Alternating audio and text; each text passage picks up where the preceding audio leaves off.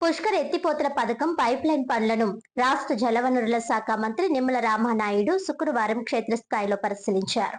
రాష్ట్ర జలవనరుల శాఖ మంత్రి నిమ్మల రామనాయుడు ఈ సందర్భంగా మాట్లాడుతూ, గత ప్రభుత్వం ఉత్తరాంధ్రకు సాగు, త్రాగునీరు అందించే పోలవరం ఎడమ కాలువ పనుల్లో కనీసం తట్ట మట్టి పని కూడా చేయలేదని విమర్శించారు.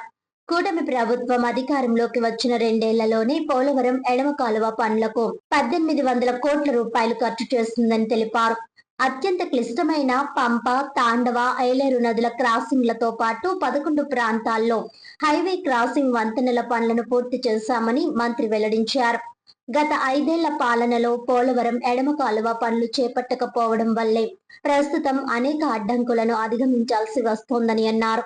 పోలవరం ప్రాజెక్టుకు కేంద్రం గతంలో ఇచ్చిన 3850 కోట్ల రియంబర్స్మెంట్ నిధులను నిర్వాసితులకు, ప్రాజెక్టు పనులకు ఖర్చు చేయకుండా దారి మళ్లించారని ఆరోపించారు.